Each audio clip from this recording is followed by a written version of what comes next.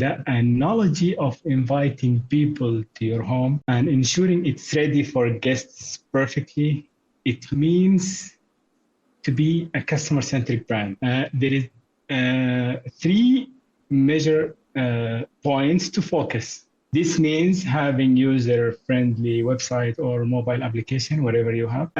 Intuitive navigation, of course, navigation should be easy for the customer, fast loading times, a seamless checkout process. It's same like preparing your home, preparing your website or mobile application. So in the same way, you would consider the preferences, the needs of your guests.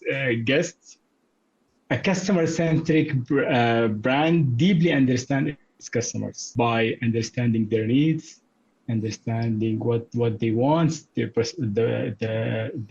leveraging data and insights to personalize the experience, and addressing pain points and anticipating customer needs. We're cleaning our house daily, so we have to collect the feedback daily, analyze the feedback daily from customers, and prepare the environment for them, and they feel that you are listening to them. But we have to create a system of listening to customers and then collecting the data, analyzing the data, and making sure those feedback are actioned in the right way. Staying ahead also is trend to ensure the digital space remain fresh and relevant for the customers. Nice. I think this is the analogy. No, I love it. Yeah, thanks for expanding on that. You might appreciate this. We did it. We're actually going through a website redesign of our own right now, and it took 5 or 4 of us team members. We've spent the last 3 weeks just focused. You mentioned seamless, intuitive navigation, and we just spent the last 3 weeks just working on our information architecture, our navigation. So so I appreciate that you mentioned that, because it's an area that we're spending a lot of brain cycles on. So congratulations. Actually, you are preparing now your home before inviting people. Right. That's right. That's right. Yeah, we sort of suffer from sometimes what are the metaphor in the U.S. as they say the mechanic has the worst car on the block. Sometimes you forget when you're busy providing services. Sometimes you forget to maintain your own website. So we're in the process of doing that right now. But I appreciate that analogy so much. I think it's such a good one.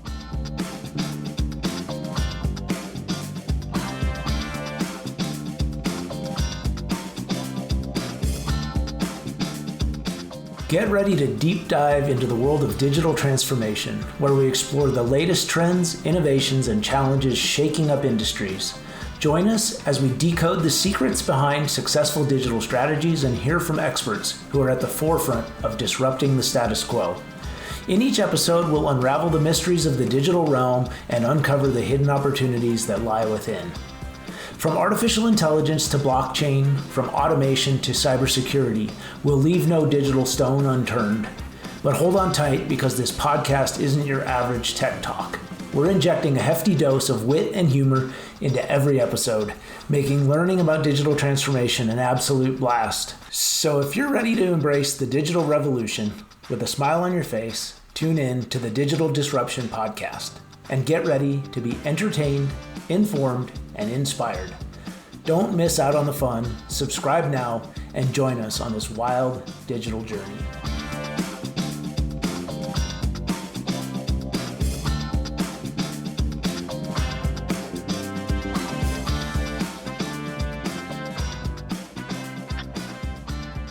Hello and welcome to another episode of the Digital Disruption Podcast.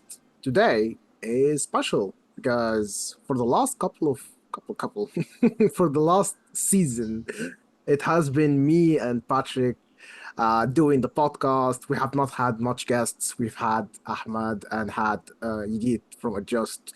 But today is a special day. Today we're having our friend Moalla on the show. So it's really such a pleasure for us, to be honest, and such such an interesting personality to have and ask questions, which I'm pretty sure Patrick has some very interesting questions to ask based on the conversation we had before we recorded. So I'm very excited. I'll let Patrick lead, and Moalla, introduce yourself. Who are you?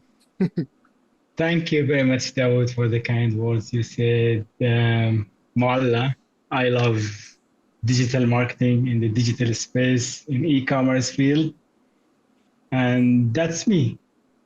Nice. And do you mind just sharing? Because I know what brands you work with in the MENA region, but you work with some pretty big players in the space. So I just would be curious for our listeners to know like what companies that you have worked for and currently work for. Yeah, I love working with retailers. I started working with Black Box. This is my starting. And then I worked with a Safe Gallery since COVID-19, since 2020 till 2023. And now I'm working with Jarir as a customer experience manager, handling the customer experience side for Jarir Bookstore. Nice. Awesome. Thanks for that. Yeah. And I've had a chance to meet with you a couple of times. And yeah, I mean, I would say it'd be worth having you on the podcast just for your infectious smile alone. But we also know that you're a experienced digital marketer with a lot of passion. And so I'm anxious to kind of get started. We had a conversation preparing for today, and you said something that really resonated with me. You said, and I'm going to kind of quote it so I get it right, but you said, if I want to invite people to my home, first I have to get my house ready for them. And it's really this wonderful image of being customer-centric as a brand. So I just want you to elaborate on that. What does that mean to you? Absolutely, I would be happy to elaborate. The analogy of inviting people to your home and ensuring it's ready for guests perfectly, it means to be a customer-centric brand. There is three major points to focus. First, preparation is key. Just as you would clean and organize your home before guests arrive, we have to ensure that every touch point in the customer journey is optimized and welcoming. This means having user-friendly website or mobile application, whatever you have. Intuitive navigation, of course, navigation should be easy for the customer, fast loading times, a seamless checkout process, and every aspect of digital experience should be polished and inviting. It's same like preparing your home, preparing your website or mobile application. Second, of course, you understand your guests before inviting them. So in the same way, you would consider the preferences, the needs of your guests. A customer-centric brand deeply understands its customers by understanding their needs, understanding what they want, leveraging data and insights to personalize the experience, and addressing pain points and anticipating customer needs. It's about creating an environment where customers feel valued and understood. And the last point is continuous improvement.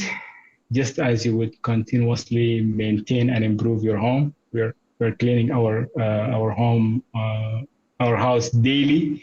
So we have to collect the feedback daily, analyze the feedback daily from customers, and prepare the environment for them on a daily basis. It has to be a continuous improvement and a continuous system collecting data and taking action and solving their problem. And they feel that you are listening to them. There is an active listening every day for the customers. This is a continuous improvement, and also putting this in the right system, because sometimes we start doing actions, and after 2-3 weeks we stopped doing those actions because we didn't put it in the right processes or the right system. But we have to create a system of listening to customers and then collecting the data, analyzing the data, and making sure those feedback are actioned in the right way. Nice. Yeah, staying ahead is also a strength to ensure the digital space remain fresh and relevant for the customers. Nice. I think this is the analogy. No, I love it. Yeah, thanks for expanding on that. You might appreciate this. We did it. We're actually going through a website redesign of our own right now, and it took 5 or 4 of us team members. We've spent the last 3 weeks just focused. You mentioned seamless, intuitive navigation, and we just spent the last 3 weeks just working on our information architecture, our navigation. So so I appreciate that you mentioned that, because it's an area that we're spending a lot of brain cycles on. So congratulations. Actually, you are preparing now your home before inviting people. Right. That's right. That's right. That's right. Yeah, we sort of suffer from sometimes what are the metaphor in the U.S. as they say the mechanic has the worst car on the block. Sometimes you forget when you're busy providing services. Sometimes you forget to maintain your own website. So we're in the process of doing that right now. But I appreciate that analogy so much. I think it's such a good one. And it actually kind of ties into another thing, a topic we had discussed, which is the kind of importance of foundations. And one of the things we often do is ask our clients to take a step back, to pause, right? Yes, machine learning is amazing, generative AI, all these things are so powerful, but let's get your foundations right. And I know you're a big proponent of foundations as well. What do you think from a measurement standpoint and from a data integrity standpoint? What do you think are the most important foundations to get right? That's a great question, indeed. Ensuring a solid foundation is crucial before diving into any advanced digital initiatives. I like to divide things to 3 points every time. Nice. Yeah, in my opinion, we must focus on 3 principles in the foundations. The first, ensure that we have a clear understanding of our goals and objectives of the business goals and objectives. Why we understand the business goals and objectives? This involves setting up a measurement framework that aligns with our business objectives. So the foundation starts with the measurement. If we don't understand the business goals and objectives, then we don't understand the main metrics, the main KPIs, so we will not measure the right metrics. So the first, ensuring that we have clear understanding of our goals and objectives to set the right measurement framework that align with those objectives. Second, the digital integrity. Digital integrity is essential. Organization must invest in the digital tools and technologies to ensure the data is accurate. So capturing accurate data is must before starting any digital initiatives to measure the correct data and to take the right decisions. Last thing, we focus on customer experience. We leverage data to gain insights into customer behavior and preferences, ensuring that every touch point is optimized for the best possible experience. So the foundation, understanding the goals and objectives, focusing on data integrity, and focusing on the customer experience. And then you are ready to start any digital initiatives. Nice. Yeah, I think that's so crucial. I think sometimes it's not that easy. It's not easy, but it is crucial. But it's important that we, in the industry, we keep reminding each other of this, right? Because you have all of these shiny objects in front of your face all the time, right, of what you should be doing. But it's really disappointing, like when you get to step 10 and you realize you forgot to do steps 1 and 2, right? And now Yeah. step 10 is much less impactful because you didn't do steps 1 and 2, right? So Yes. it's a painful and sometimes expensive lesson to learn, right? So Yeah, there is a lot of challenges in the foundation. For example, yeah, it's general to focus on measurement, but let's take it specifically with tools like Google Analytics.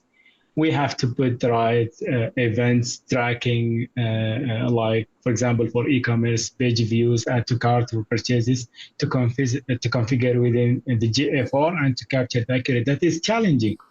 If you yeah, have a mobile application, MMPs, mobile measurement partners, ensure that you're integrating with reliable platforms and the attribution and analytics capabilities. Partner like yeah, Adjust, Flyers, and Branch actually are good to provide those capabilities. The integration is challenging. So yes, focusing on the integration is one of the foundations. The most challenging aspect of this of the foundation, especially in the measurement and tracking, is app tracking transparency, the ATT framework by Apple. And also another privacy-centric changes. We have to adopt a privacy-centric mindset, and then start to put the right and the clear consent management processes to ensure we have user permission before even start collecting the data. So yes. transparency here is challenging. So the foundation, as you said now, yes, it's challenging, Yeah, no, for but sure. And I it love that must. you're bringing, yeah, and I love that you're bringing up privacy and consent, right? Because Yeah. even though there, even though there isn't a global standard, like from a regulation standpoint, there's over 139 countries, right? That I checked, that now have a privacy and data, regulation in place, right? So even though Yeah. the regulations aren't standard, it is now emerging as a global expectation, right, for consumers that privacy and consent will be at the forefront. So yeah, it's important. That's another foundation. I appreciate you bringing that up. Yeah. Yeah. So let's move to a more strategic like topic, which would be so given you, I mean, you clearly are a very consumer centric minded marketer, but I guess in that larger sense, like where do you see the biggest challenges and opportunities right now for driving exceptional customer engagement and digital experiences? And then I guess more importantly, how do you see customer engagement and digital experience working together, like complementing one another? Yeah, sure. That's the difficult and great question at the same time. One of the biggest challenges is keeping up with rapidly changing customer expectation. As you understand, Yes. customers today expect seamless, personalized experience across all digital touch points. To meet this expectation, we need to leverage advanced data analytics and AI to understand and predict customer behavior, providing tailored experience that feel personal and relevant. So customer expectation is high, and then we have to be prepared. And this is one of the biggest challenge. Another challenge is managing data privacy and security, as we spoke just now, with increased concerns over data breaches and stricter regulations. Ensuring customer data is protected while still providing personalized experience can be tricky. Yes, yeah, Oh but yeah. like limitation, and I want more data to provide personalized experience, and also you have to limit collecting every single information from customers. So it's a tricky and challenging point.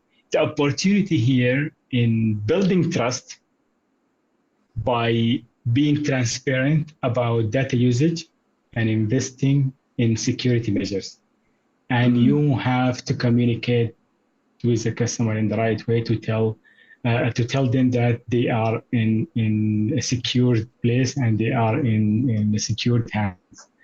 This is from my point of view the challenges. Technology integration is also a significant challenge.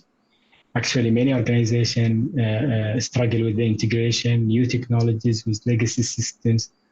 Like this also presents, this is from the point of challenging, but those also presents an opportunity to innovate and streamline processes like technology, adapting more agile, scalable solution. That's also technology that enhance the overall digital experience. And challenges present opportunities by embracing a customer-centric approach and investing in a technology that enhance personalization and engagement. Business can significantly boost customer loyalty and satisfaction. So exceptional customer engagement and digital experience complement each other by creating a virtuous cycle. Engaged customers actually provide valuable feedback and data, which can be used to further refine and personalize their experiences. And this will lead to higher satisfaction and loyalty, encouraging more engagement and advocacy. So they are one system working together. And the key is to view challenges as opportunities for innovation and improvement. This is theoretical. I love it. I love it. Yeah. I love it. No, it makes sense, and I think that notion of a virtuous cycle is such a nice image. And it also makes it clear why, when the two are disconnected, why it's so frustrating for consumers, right? Because on the one hand, if you have a really good customer engagement tool, but you're dropping those people onto really lousy experiences, that's no good. And similarly, if you have really tailored digital experiences on app and web, but you're not communicating with people properly to get them to the right places at the right times, it's also not satisfying, right? So it's interesting. They go hand in hand. Yeah, I completely understand you. by going multiple times through these experiences with disconnected engagement with so I think the way you've described is really important. And I know you've had some success with this at the brands you work. I know you're always trying different things, innovating, and it and really seeing the impact on the business, right? Which is, I guess, ultimately where, if you're doing it successfully, you will see it reflected in your business, right? We are trying, and we are on the right track, inshallah.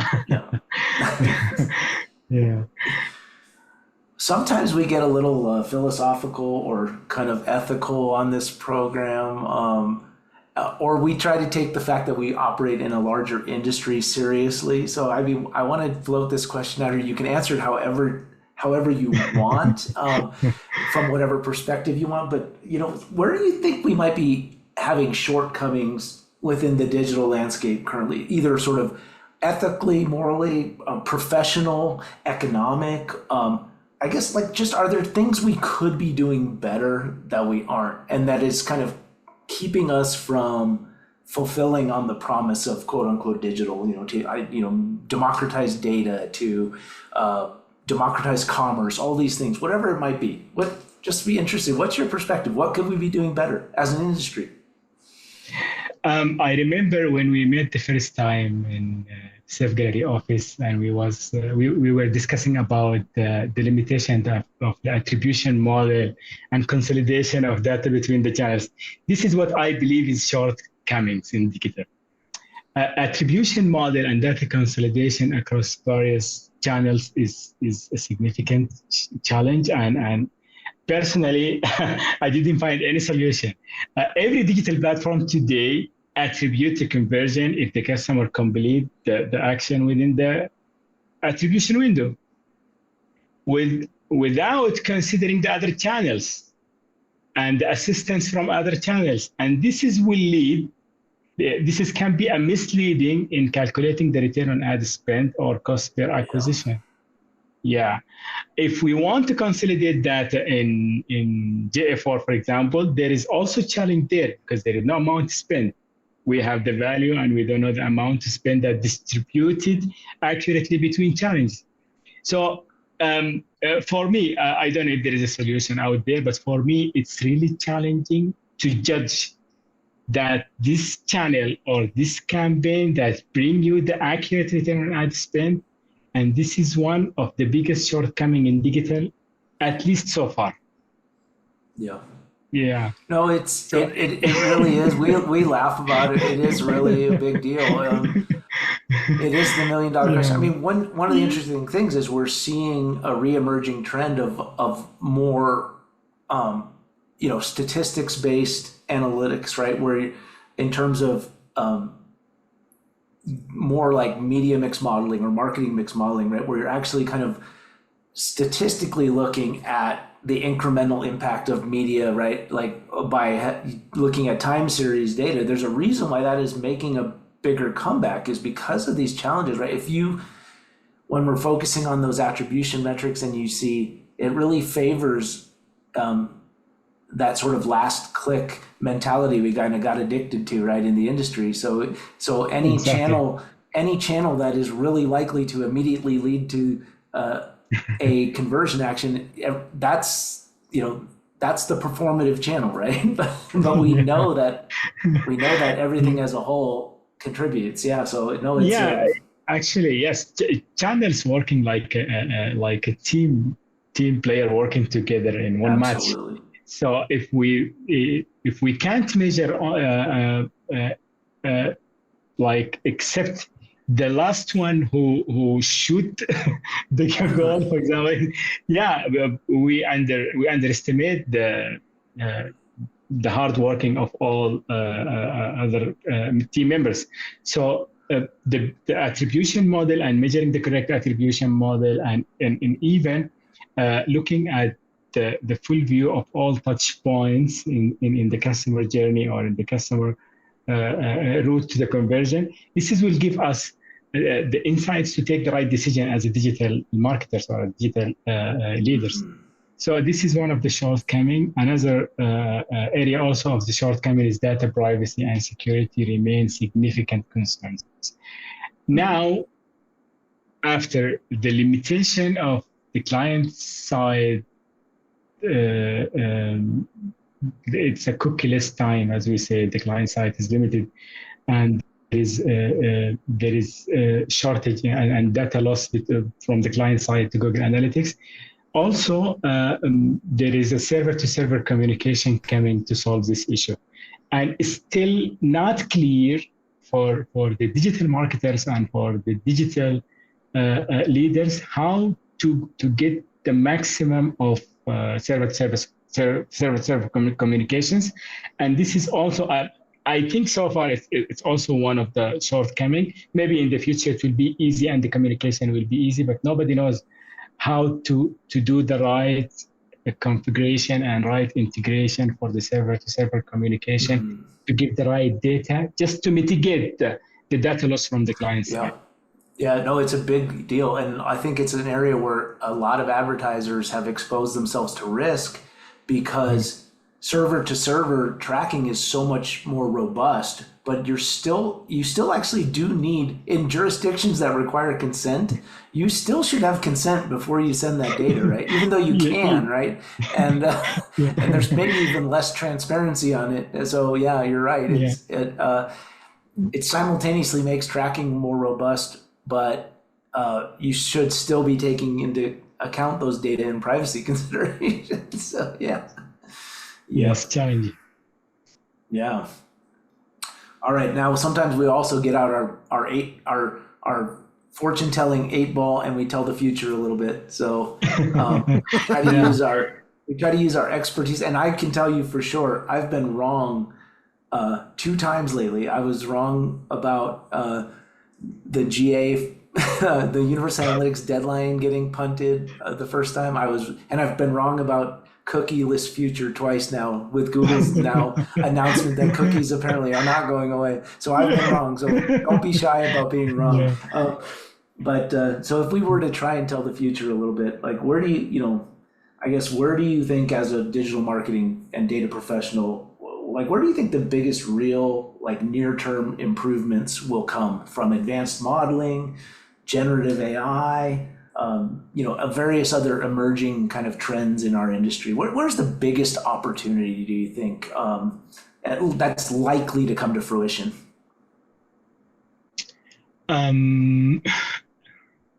I believe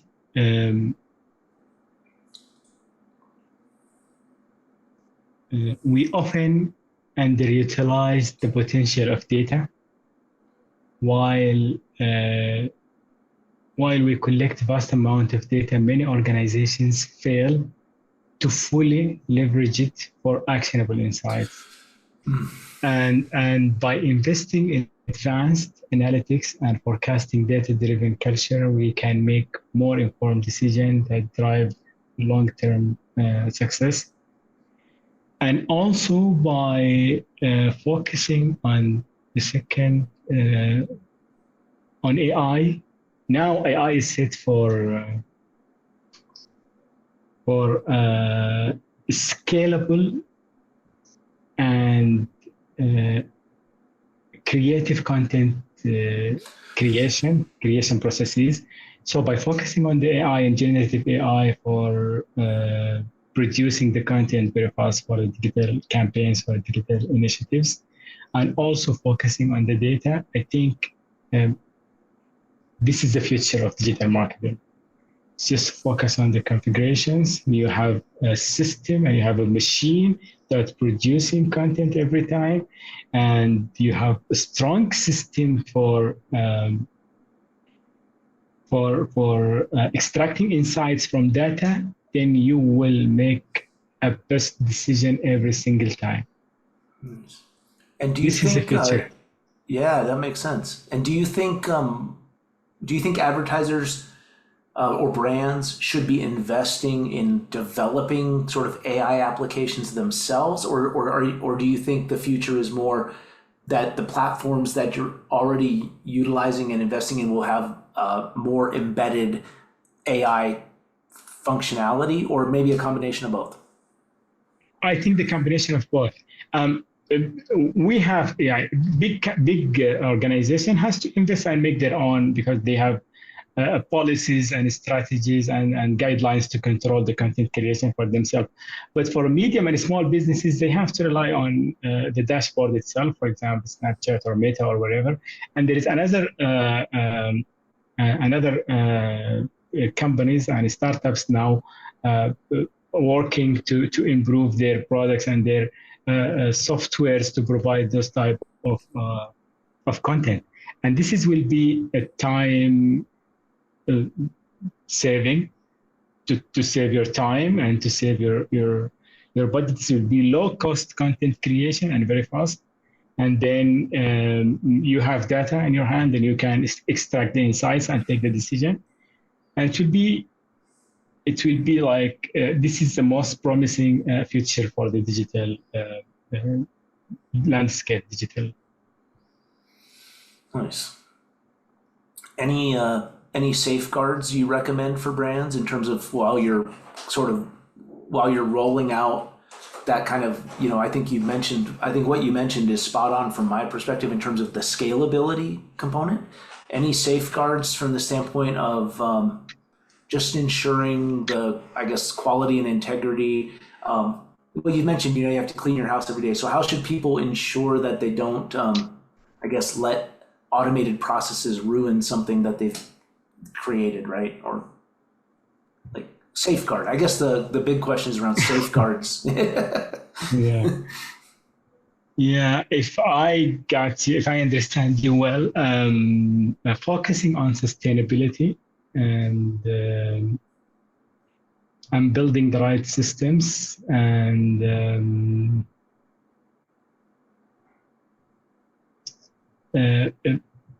starting with manual always will give a chance to understand the processes well, and then you can automate and convert it to automatic systems that work together with the organization. I think this is a sustainable way for every organization to scale and to sustain, simply sustain. Yes. Yeah. No, I want to pause on that really quickly because you said manual, right? Start manual, like, right, and verify what you're doing. One thing that we've laughed about before is like the surest way to get fired, right, is if you automate errors, right? If you automate bad processes and if you scale bad processes, that's your quickest ticket out the door, right? Exactly. Yes. Yeah. But Always starting manual, understanding, verifying, and then automate and scale. Yeah. Yeah. Perfect. No, I love it. Yeah. And I know that you're a big fan of like testing too. So that's a kind of, right. Once you like, it's like pick winners and losers and then scale the winners. But like, you just can't go out of the gate with these massive unproven initiatives, right? It's just, yeah. Well, we want to be respectful of your time. And speaking for myself, I could not be more pleased with the podcast episode today. We're so thankful that you decided to join us.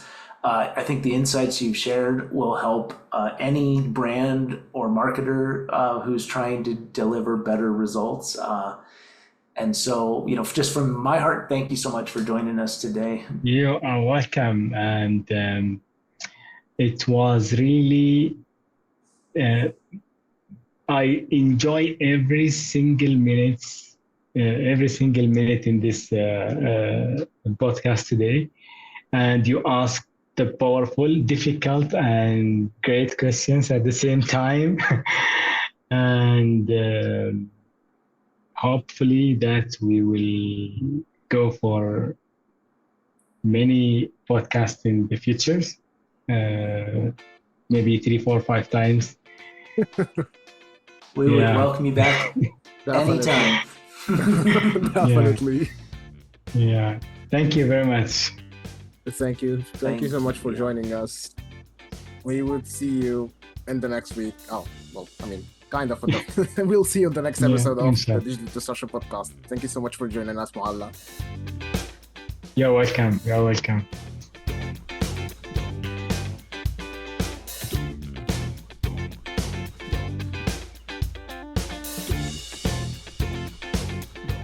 And that's a wrap for this episode of the Digital Disruption Podcast. We hope you enjoyed our deep dive into the world of digital transformation and gained valuable insights to help navigate the ever-changing landscape. If you have any questions, comments, or suggestions for future episodes, we'd love to hear from you. You can reach us on our website, e-CENS.com, or connect with us on social media. Don't forget to subscribe to our podcast and stay tuned for more exciting discussions on the forefront of digital innovation. Remember, the future is now, and it's time to embrace the power of transformation. Thanks for listening, and until next time.